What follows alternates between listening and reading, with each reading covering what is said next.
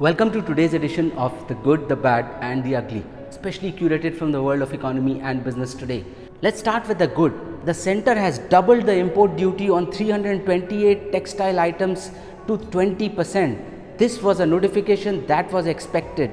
The government, it seems, has taken a call to save the textile sector, save the jobs in the textile sector, even at the cost of raising the cost of textile products to the consumer. Just last month, the center had doubled the import duty on 50 other items, including jackets, suits and carpets to 20%.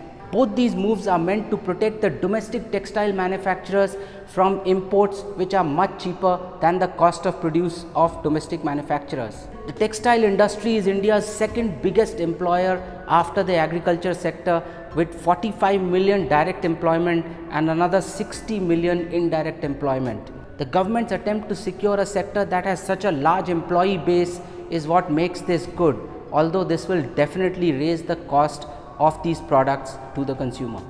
And now the bad.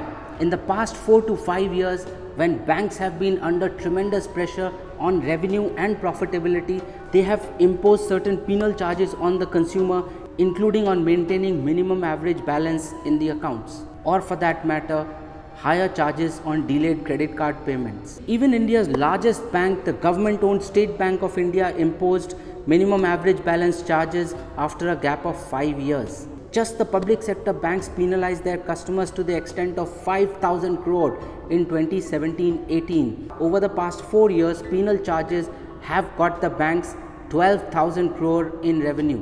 About half of that penalty in 2017-18 has been collected by the State Bank of India. That's what makes this bad. Banks have been rightly criticized for imposing such heavy penalties on the consumer. In fact, the criticism even forced SBI to slash its penal charges by up to 40%. And now the ugly. After Nobel-winning economist Paul Krugman criticized bitcoins and cryptocurrencies, it's now the turn of Morgan CEO Jamie Dimon to denounce bitcoin and cryptocurrencies yet again. He had made a similar statement late last year. Jamie Dimon has again criticized cryptocurrencies, calling them a scam and that they should be shut down. In September last year, Dimon had called bitcoins a fraud worth less than a tulip bulb. Such prominent names turning against bitcoins and cryptocurrencies is what makes this ugly. Krugman had in fact said that cryptocurrencies have set back the global monetary system by 300 years. But whether anybody likes them or not, bitcoins and cryptos will survive because they serve a need that is not being addressed currently by any other form. If governments eventually end up banning them, they will go to the dark web.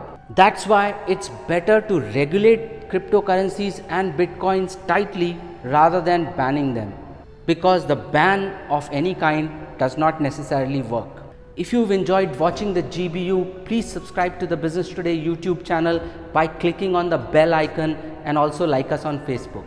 Our Facebook page, www.facebook.com/businesstoday. Follow Business Today on Twitter India at BT_India, and subscribe to our YouTube channel Business Today India.